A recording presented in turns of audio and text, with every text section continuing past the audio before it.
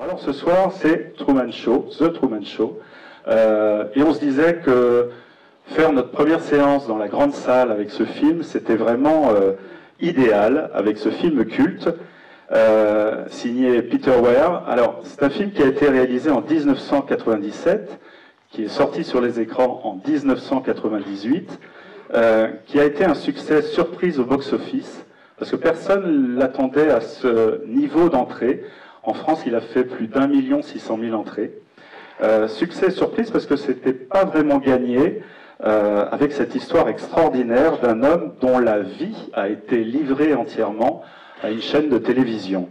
Alors, c'est fou de se dire d'ailleurs comme ce film a été très en avance sur son temps, il a été visionnaire par rapport bien sûr à l'arrivée de la télé-réalité, puisqu'à l'époque, en 1997-98, la télé-réalité n'était pas encore installée sur nos petits écrans de télévision. Et ce film fait vraiment froid dans le dos quand on voit les dérives de ce que peut donner une émission de télé-réalité qui s'immisce comme ça dans la vie d'un homme, d'un personnage. Et elle s'immisce même pas, puisqu'elle crée un personnage à partir d'un enfant. Alors c'est très difficile. Je voudrais savoir qui n'a jamais vu ce film. C'est toujours très embêtant parce que quand on présente un film, on essaie de ne pas trop le spoiler. Et là, c'est un peu compliqué parce que toute la mécanique du film, il va falloir que tu sois très. Tu ruses. Alors, raconte-nous un petit peu comment est né le projet de ce film. En fait, c'est venu assez tôt. Là. On parle d'une date de sortie en 98. Apparemment, il fait chaud là-haut, non? Il y a des gens qui se déshabillent. Il y a des gens qui ont chaud. Non. On se concentre sur le film. C'est bon,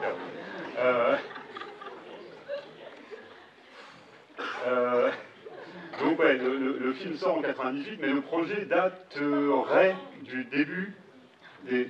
Pardon? On vous entend mal. Ah bon? Là, c'est normal, il parle pas. On me voit trop, on m'entend pas assez. Donc le projet du film date plutôt du début des années 90. Il a été pensé par celui qui restera le scénariste de la version définitive, Andrew Niccol, qui est devenu entre-temps, et puis encore après, encore maintenant, un réalisateur qui a eu son moment de gloire, on peut dire que c'est un peu passé, qui est un scénariste-réalisateur d'origine australienne. Et en fait, au début des années 90, il s'inspire de ce qu'il pressent de ce que la télé pourrait devenir. Il voit plutôt juste, mais aussi, surtout, et ça vous allez le voir pendant le film, il s'inspire aussi de quelque chose qui existe depuis extrêmement longtemps, c'est les soap opéras, les feuilletons à rallonge de la télé américaine ou les telenovelas brésiliennes. Je ne vais pas faire le tour du monde comme ça avec tous les noms, mais c'est vraiment sa source d'inspiration. Il pousse, en fait, à l'époque, on avait des choses qui existent encore comme aujourd'hui, comme ce qui passe à la télévision française le matin, très mal doublé, les jours de notre vie, vous savez, ces choses-là, je n'ai pas tous les noms en tête. Voilà. Amour, gloire et beauté, voilà, où on voit des personnages évoluer sur des années, et puis il se dit, tiens, pourquoi pas partir carrément de zéro et suivre quelqu'un comme ça sur toute une vie. Mais en même temps, il y a quand même l'histoire de la télé-réalité qui apparaît, on peut la pressentir.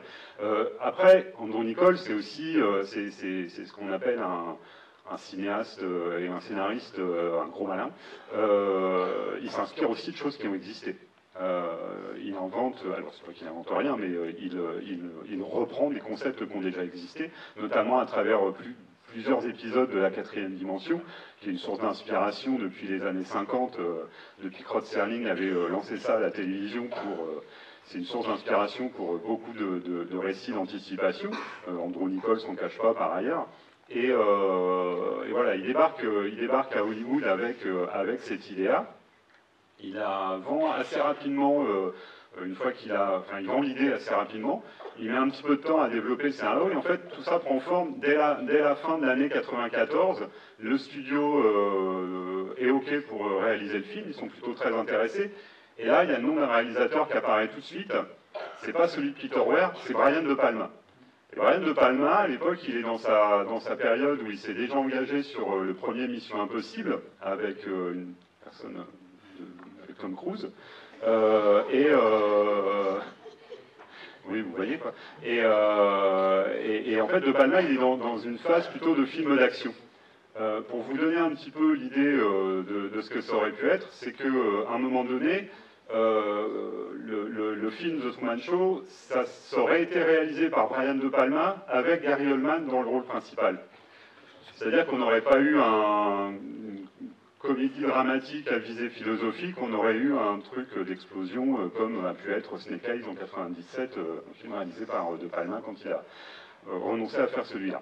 Voilà, donc le film était bien engagé pour De Palma, finalement ça prend trop de temps, ça ne se fait pas. Il y a plein comme à chaque fois, pour qu'un projet soit viable, il y a des noms de réalisateurs et d'acteurs qui sont avancés. Donc je ne vais pas vous faire la liste, mais c'est les bankable de l'époque, Tim Burton, Terry Gilliam, enfin voilà, les réalisateurs un peu décalés, mais qui travaillent quand même pour les studios, qui sont pressentis. Puis au niveau des acteurs, le nom qui circule évidemment dès qu'un projet un peu ambitieux comme ça de studio, mais un peu auteur en même temps, se profile, c'est Tom Hanks. Voilà, on dit voilà, Tom Hanks, c'est Steven Spielberg, ça pourrait bien marcher, etc., etc. Le film finit par atterrir sur les conseils d'Andrew Niccol dans les mains de Peter Weir, qui est un réalisateur déjà vétéran à l'époque. Il réalise, ça fait 20 ans qu'il réalise des films quand le projet lui échoue en 95-96. C'est un réalisateur qui a été à l'origine de pas mal de succès, même s'il est très discret, même si son nom reste assez méconnu. Voilà, Le Cercle des Poètes Disparus, Green Card, Mosquito Coast... Witness, qui est déjà un film sur le regard. Et en fait, les deux hommes, Nicole et Peter Weir, vont très bien s'entendre, et puis ça va bien marcher. À ce moment-là, c'est plus ni Tom Hanks, ni Gary Oldman qui étaient pressentis pour le rôle, c'était Samuel Jackson, ne me demandez pas pourquoi.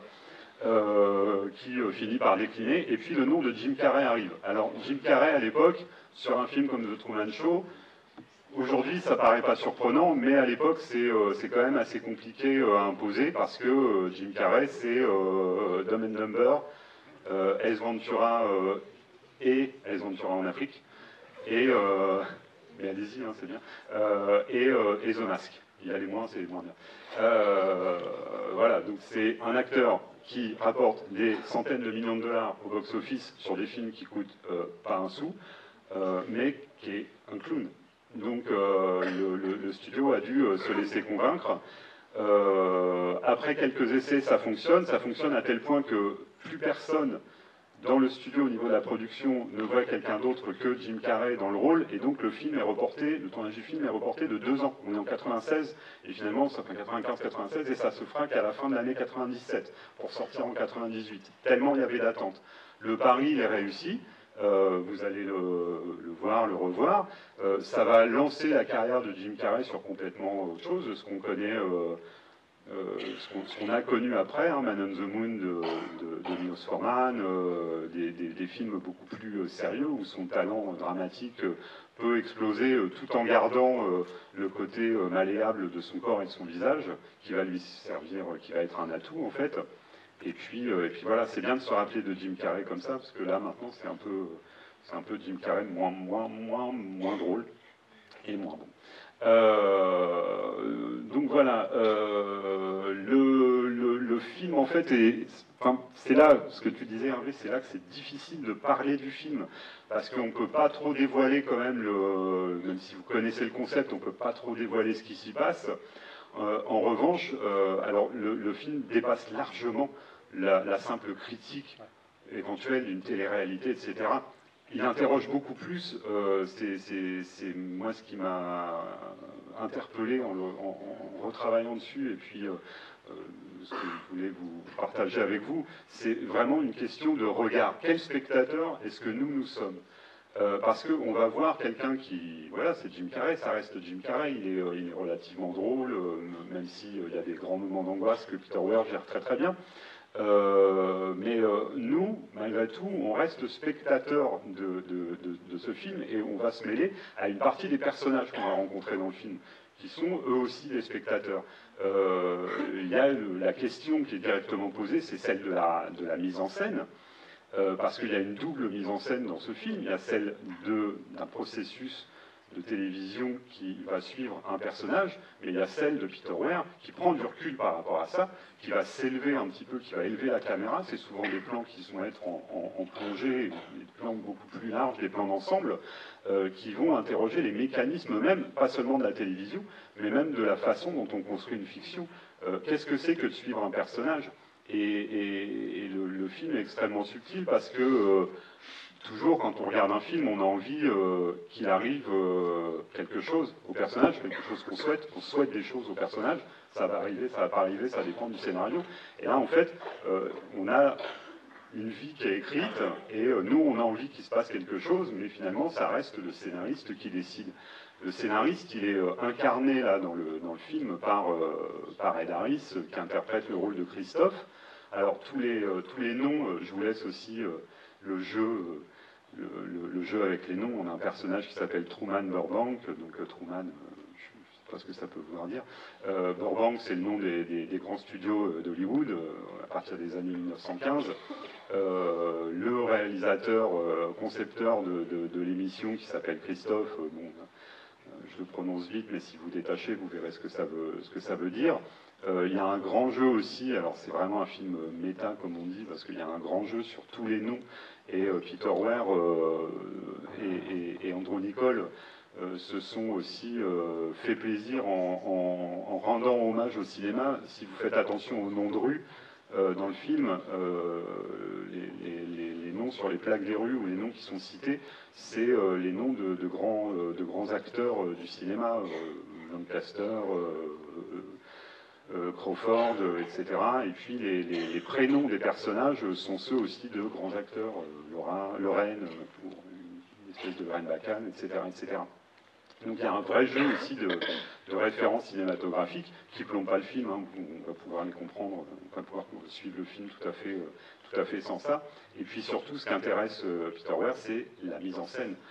Dans quel type de mise en scène on se trouve, où est-ce qu'on est, finalement, c'est un film de studio, puisque c'est un grand studio qui produit, qui est tourné en plein air, alors qu'il est censé représenter un studio. Enfin, vous verrez, il y a tout un jeu comme ça.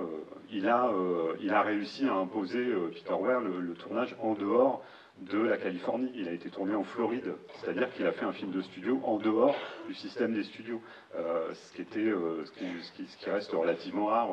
À part Kubrick, il y a peu de gens qui arrivaient à faire ça. Enfin voilà, il y a toute une interrogation qui se pose, qui va bien au-delà de la télé. À côté de ça, il utilise des procédés de tournage qui sont vraiment ceux de la télé, en détail technique, pour montrer à quel point le film est abouti. Tout a été tourné dans un ratio caméra de 1,66 qui correspondait, plus maintenant, mais qui correspondait à l'époque à celui de l'écran de télé, pour être retravaillé après en 1,85 qui correspond au format qu'on a derrière nous. Enfin voilà, c'est un film, en fait, dès qu'on commence à l'analyser, j'entendais quelqu'un tout à l'heure, qui est peut-être encore parmi nous dans la salle, qui parlait d'un film lacanien. Je ne sais pas, je ne suis pas spécialiste là-dedans, mais c'est pour vous dire que si on arrive à travailler un peu la psychanalyse à un moment donné, la philosophie de l'autre, ou à mêler les deux, travailler l'histoire du cinéma d'un autre côté, le film il est finalement assez complet, et le fait qu'on lui rende encore hommage aujourd'hui, notamment en faisant l'affiche du Festival de Cannes 2022, c'est pas un hasard. Souvent, les gens se demandent si ce film a vieilli par rapport à son rapport ou à ce qu'il nous montre de la télévision. En fait, c'est pas un film qui nous montre la télévision, c'est un film qui nous montre ce que c'est qu'une fiction, et comment ça se gère et comment ça s'arrête. Voilà, d'ailleurs, il est complètement intemporel, ce film. Oui. Parce qu'on le découvre aujourd'hui, il n'a pas vieilli. Hein, il n'a pas vieilli. C'est très, très bizarre. Il n'a pas vieilli parce que aussi les décors, vous allez voir. Alors l'inspiration des décors, c'était Hooper, quoi, donc on se retrouve plutôt plongé dans un univers années 50. Mais regardez le film, profitez-en, et puis après commencez à réfléchir au truc. Il y a des choses qui sont moquées dans le film. C'est par exemple les placements de produits publicitaires qu'on voit de plus en plus dans les films. Mais du coup, où s'arrête, où commence la blague, où commence la critique, où commence la blague, où est-ce que le studio lui-même est dépendant du placement de produits pour financer ce film. Un film qui coûte quand même, voilà, pour un film d'auteur, ça reste un film d'auteur. Je crois que dès la sortie, il était classé en arrêt essai, j'imagine. Oui, c'est quelque chose d'approchant. C'est un film qui coûte 60 millions de dollars de l'époque, en 98. Le studio qui l'a produit a fait la pub en disant que c'était le film d'auteur le plus cher du monde. Vous voyez un peu déjà le paradoxe de vendre de l'art en disant c'est l'événement artistique qui a coûté le plus cher au monde. Déjà, même le studio se prenait les pieds dans le tapis. Il y a un petit mot à dire quand même sur la musique, parce que vous allez voir, il y a une musique très, très connue, qu'on entend toujours en boucle, qui est une musique qui vraiment tient au film, et bizarrement, c'est pas une musique qui a été écrite pour le film. C'est ça qui est intéressant, c'est une musique additionnelle. Il y a deux compositeurs qui ont été appelés pour le film, et le plus grand compositeur, c'est Philip Glass. Alors là, suivez-moi bien, Philip Glass va faire un caméo à un moment dans le film, à peu près à cet endroit-là, et il va être grand comme ça. Il est derrière un clavier. Oui. Il est derrière un clavier. Si vous criez Philippe, il se retournera. Et effectivement, la musique de Philip Glass a fait pour beaucoup dans l'ambiance du film. Mais là encore, c'est assez malin, puisque la plupart des morceaux de Philip Glass qui sont utilisés, même s'ils sont réinterprétés, ont été prélevés dans d'autres films. La trilogie de Godfrey Reggio, Oyanis Katsi et le troisième Scatzi, et puis le morceau le plus emblématique qui se situe vers la fin du film, la musique d'intro du film Mishima de Paul Schrader, qui colle parfaitement à tout ça. Voilà, donc vous aurez un grand réalisateur, deux grands acteurs, un excellent scénario et un compositeur hors pair. Donc normalement, ça devrait vous permettre de passer une bonne soirée. Oui, et puis ce Truman Show, c'est l'exemple même qu'on peut faire un film exigeant d'auteur tout en étant populaire. Voilà, c'est ce qu'on aime ici passer à l'Omnia. Ce sont des films grand public et qui ont une certaine exigence artistique. Donc voilà, notre rendez-vous de cinéma de quartier démarre bien. Et ce qui est important aussi, en 98, on pouvait faire de grands films populaires qui duraient moins de 2h45. Voilà, parce que maintenant je vous rappelle que quand même la rentabilité, ça se compte comme ça. Si ça ne fait pas 2h30, c'est pas un chef-d'œuvre. Si c'est possible.